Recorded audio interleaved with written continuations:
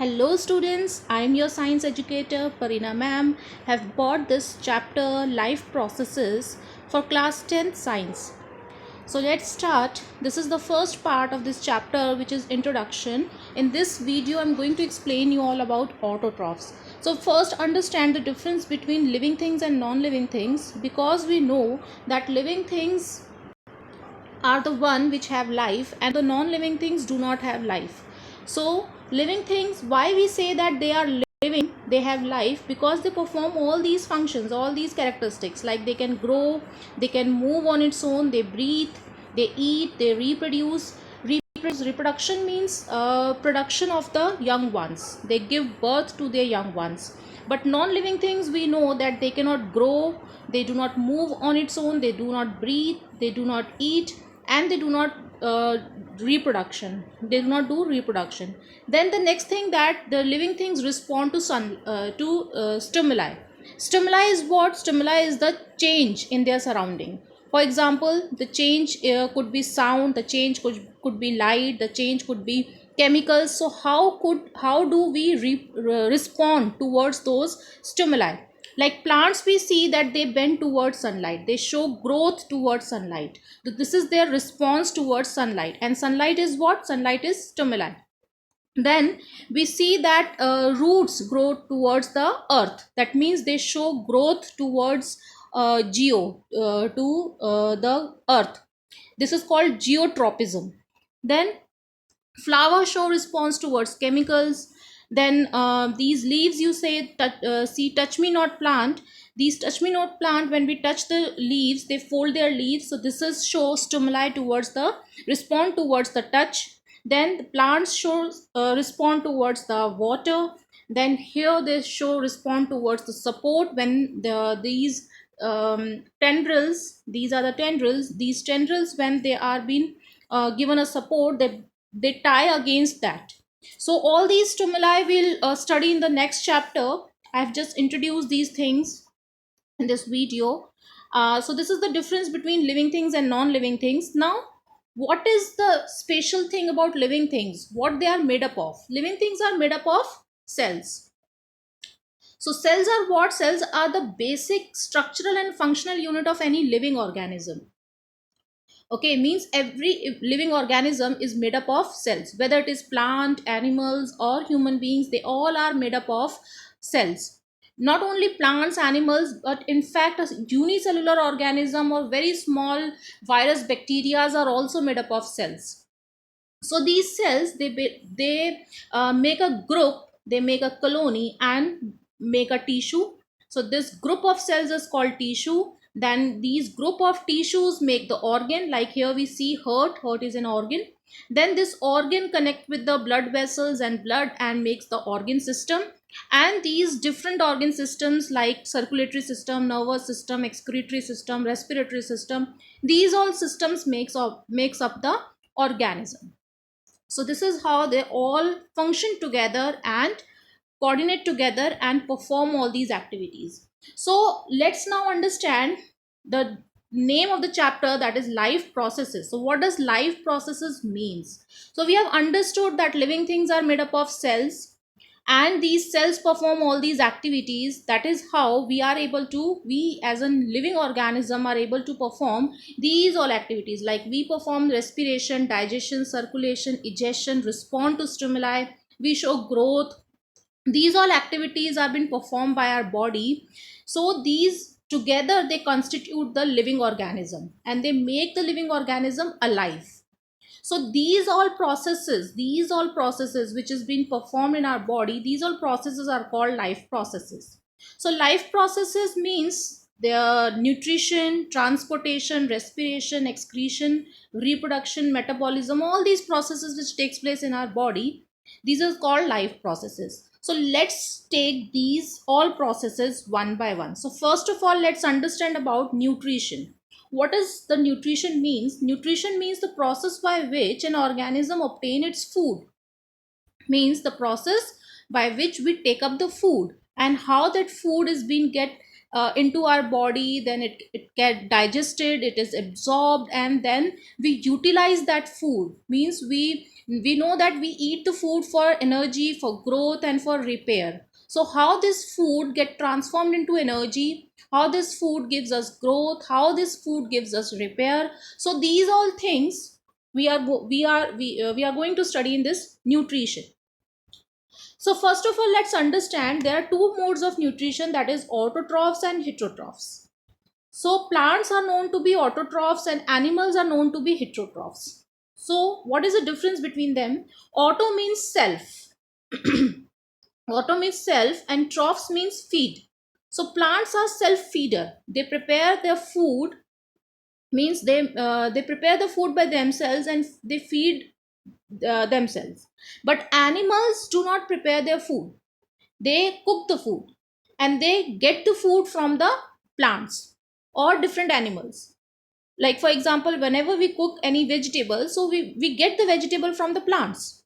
So that is why we cook food, we do not prepare food. So animals are heterotrophs, they depend on other organisms for their food. So plants make the food by using inorganic materials. Inorganic materials means the carbon dioxide, water, these are the inorganic materials. And by using sunlight and chlorophyll, they prepare their food.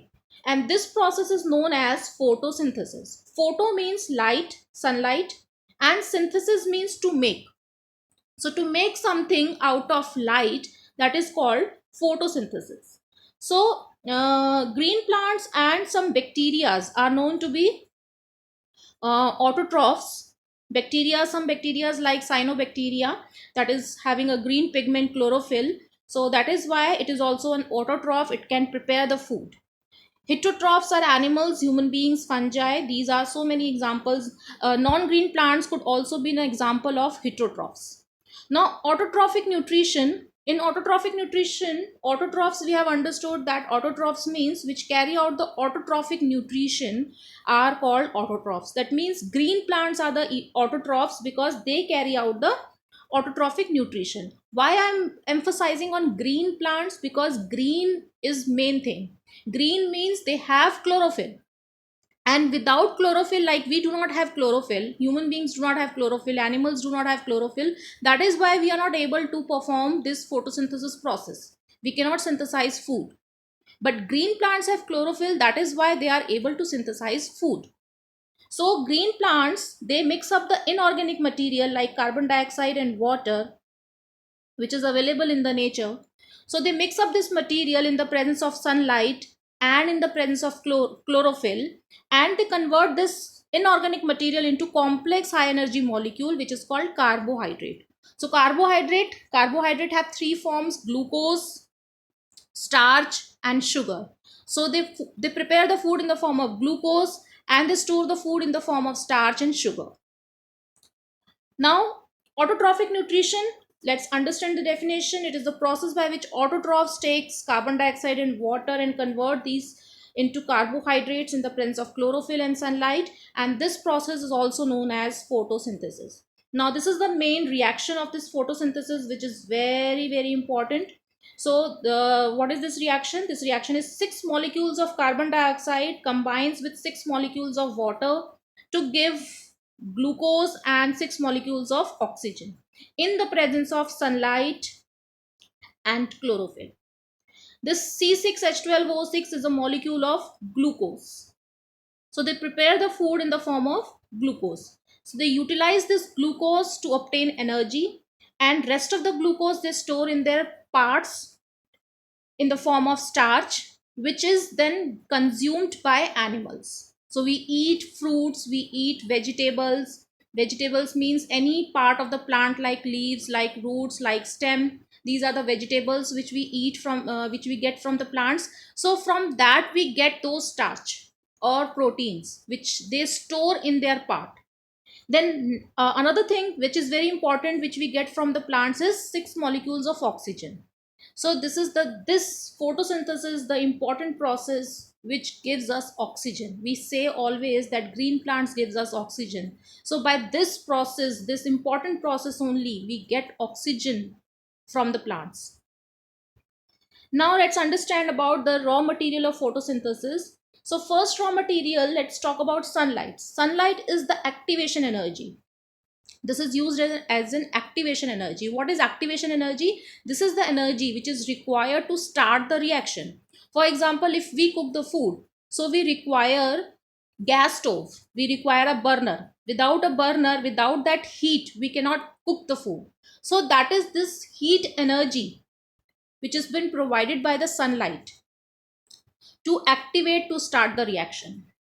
And the next thing is chlorophyll. Chlorophyll is present in the chloroplast. So this is the structure of a chloroplast which we are watching in this video, in this slide. So this is a chloroplast, and in this chloroplast it acts as a vessel actually. For example, if we want to cook a vegetable curry, so for vegetable curry we require vegetables, we require spices, water, oil, all these things we mix up in a vessel. So this chloroplast acts as a vessel. So here you can see in this vessel the photosynthesis reaction is being taking place.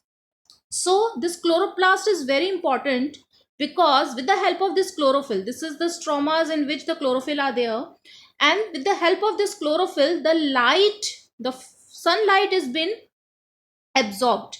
So the chlorophyll absorb the sunlight and makes this reaction to be possible. That is why this chlorophyll is acting as a catalyst. What is this catalyst here? Catalyst is that element which increases the speed of the reaction. It do not get involved in that reaction, it do not get used up in that reaction, but it only help to increase the speed of the reaction. So that is why this chlorophyll is not being used. We are using what? We are using carbon dioxide, this carbon dioxide and water. They are basically turning into other elements, like carbon dioxide is turning into sugar and this water is turning into oxygen. We are getting oxygen by the water and we are getting sugar or we can say glucose. We are getting glucose from the carbon dioxide. So by these two elements are being consuming in the reaction, but chlorophyll is just acting as a catalyst because it is providing a vessel to happen this reaction, and also it is speeding up the reaction by absorbing the sunlight. Then next is the carbon dioxide. The third raw material which is required for photosynthesis is carbon dioxide. So carbon dioxide is absorbed in the leaves through stomata. So this is the structure of stomata. This is, here you can see a small pore. From this pore, the stomatas, the carbon dioxide and oxygen is being exchanged. This is here the pore, but here there is no pore. That means this is the closed stomata and this is open stomata. So when stomatas are open, that time we can easily, the gases can be exchanged. And another thing is through the stomata which carried out is transpiration. Transpiration means the loss of water, the loss of excess water from the surface of leaves. This is called transpiration. Like our body also do sweating. So excess water is being get removed from the body in the form of sweats. So similarly, the plants also do transpiration. The excess water is being evaporated from the surface of leaves. This is called transpiration. So this transpiration also occurs from this stomata. So many of the times we see this question also of stomata, that draw the structure of stomata and label all the parts. So this is very important you understand this. So these are the two guard cells. This is called the guard cells. These are the two guard cells in the stomata. This is a nucleus, and these green ones, these small green ones, are the chloroplast present in the stomata. This is because this is a plant cell. So plant cell, we have studied that it has a cell wall. So this the outermost layer is the cell wall, and this yellow region you are watching is the vacuole, which is having a liquid part. So this is the structure of stomata. Now where does the stomatas are present? These stomatas are present mostly on the lower surface of the leaves. It is not, this is the upper surface and this is the lower surface. So they are present mostly at the lower surface of leaves. Why this is so? Because we know that photosynthesis process has been carried out in the presence of sunlight, and sunlight is only on the daytime. Now at that time when the exchange of gases are been taking place and along with the exchange of gases, the transpiration also takes place, because whenever the pores will get open, so that time the transpiration will also be will take place. So that is why, so that the stomatas do not get direct sunlight, they are present on the lower surface of the leaves, so that we can control the transpiration process. And the transpiration process is also controlled by the guard cells. When the guard cells close the stomata, or reduces the opening of the stomata, so by this way also we can regulate, we can control the transpiration. Now the another raw material is water. So water, we know that we have if we have a potted plant in our house, so we always water the plant morning and evening according to the need. So water is absorbed by the roots of the leaves. These are the roots, and through these roots they are sucked up through the stem, and through the stem then it is passed on to the leaves. In the stem there is xylem vessels. Through these xylem vessels, these stems conduct the water from roots to the leaves. Then this leaves losses the water by the transpiration process. So this suction pull keeps on taking place. That is how they require more and more water. So why this more and more water is required by the plants? Because by absorbing water, they also absorb minerals from the soil, the minerals which are important for the growth of the plants. Minerals are like nitrogen, magnesium, calcium. These all minerals which are present in the soil, that is required for the growth of the plants. So that is why they require large amount of minerals. That is why they need to absorb water again and again. Now how these water get into the roots? So roots are having a tiny root hairs, and around the root hairs they have a soil sap. Soil sap means which is having a water. We know that the soil, in between the soil there is a gap, and in between these gaps there is air also get trapped, and water also remain there. So this water get enter into the root hair first, and then into the cortex, then into the xylem and the other layer of the stems. Then one more important thing that we need to understand here, that main events which takes place in the photosynthesis process are that light energy converts into chemical energy. We know that sunlight has been absorbed, that means light energy has been absorbed, and then it is converted into carbohydrates, that means it has turned into converted into chemical energy. Water, I told you that we get oxygen from the water, so water converts into oxygen, and carbon dioxide convert into carbohydrates. So these are the important things which has been taking place in the photosynthesis process.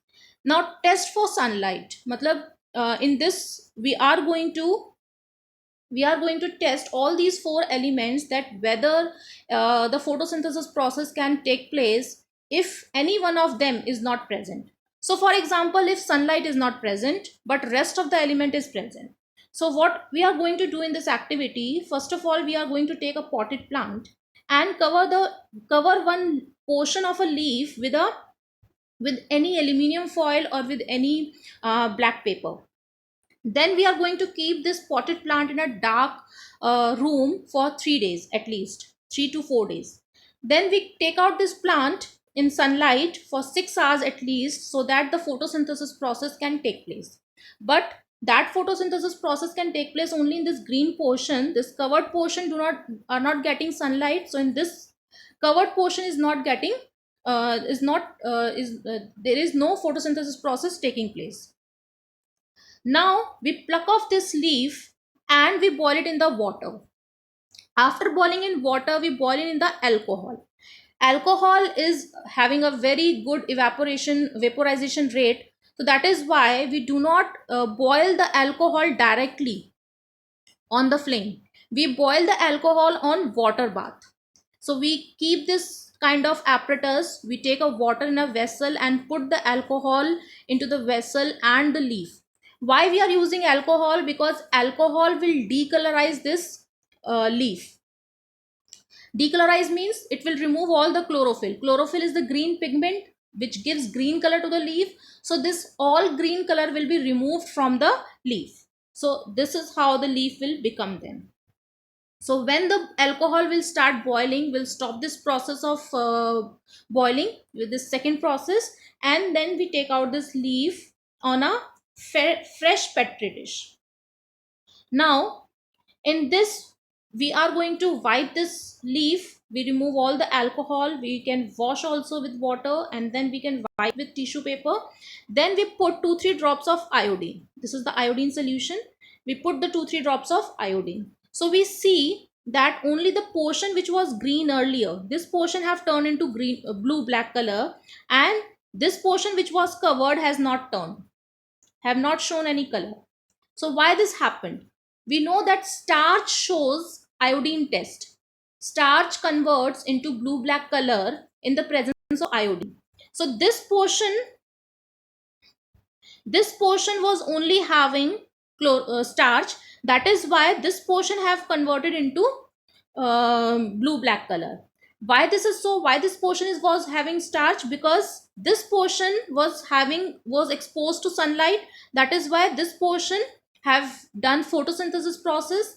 So this portion was having starch, but this process was not getting sunlight. That is why this portion have not done the photosynthesis process. So we have seen it, this was getting carbon dioxide, this was getting water, this was getting this is green in color. That means this is having chlorophyll, means rest all the three elements it is having, only one sunlight we have removed from it. So no photosynthesis process has taken place. Now in this second test, what we are going to do, we are going to remove the chlorophyll. So for this, we take the variegated leaf. Variegated leaves means, for example, money plant or croton plant, we can take a leaf. Money plant, we see that somewhere we have a yellowish portion and somewhere we have a greenish portion. So this type of variegated leaf we can take, and then we can conduct the same process which we have done in the previous. Like we pluck the leaf, we boil it in the alcohol to decolorize the leaf, then we wipe the leaf, we remove all the alcohol, and then we give the iodine drops to it. So what we find the green portion will only turn into blue black color. The yellow portion will not turn into blue black color. This yellow portion have not turned to blue black color. That means this portion have not done the photosynthesis process. This portion is not having starch in it. That is why this portion is not showing blue black color. The third thing is that we are going to test about carbon dioxide. Now what is carbon dioxide? How the carbon dioxide we can remove? For this, what we do, we take a potted plant and we tie a polythene around it. This is a polythene we have tied around it, and we have taken a small dish in which we have taken a soda lime. Soda lime means NaOH we have taken. We can also take KOH for this process. This is potassium hydroxide we can take. What this will do, soda lime or potassium hydroxide, what this will do, this will remove all the carbon dioxide which is present inside this polythene, because in this polythene there is some air also trapped. So this soda lime will absorb all the carbon dioxide. So leaves are not now getting any carbon dioxide. Now what we'll do, after keeping it for some hours, we will pluck this leaf and we will test again, like we have done in the previous video. Like we have done, we'll test again for the starch. We'll boil it in the alcohol, then we'll wipe it, and then we'll put iodine on it. So we'll test that whether it turn into blue black color or not. So we see that it will not turn into blue black color because no photosynthesis process has been taken place inside it. Why? It is from the polythene, it is getting sunlight. It is getting sunlight from the polythene. It is getting water also.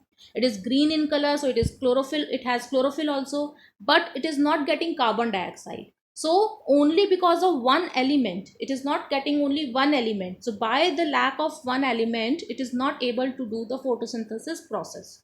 Now here in this, I am going to explain you what is D-starch means. This is a cell, this is a plant cell, and in this cell there is a small granules which is starch. And if these small granules are not there, that means this is no starch in the cells. That means this is the de-starched leaves. Here you can see the original video. Like this is a cell wall. This is a cell wall, and these black portion are the starch. So these starch turn into blue black color on putting iodine. So this is how they show the starch test. So this is all we have done. These all things we have tested: light, chlorophyll, carbon dioxide we have tested, and we have got the results also. So we have concluded out that light is necessary for the photosynthesis, chlorophyll is necessary, carbon dioxide is necessary for the photosynthesis. If any one of these will not be there, even if the water will not be there, so photosynthesis process will not be happen. So this is all in this video, students. I hope you would have liked this video. So please do comment me and do all these questions. If you find any difficulty in these questions, so please comment me in the below section. Thank you all.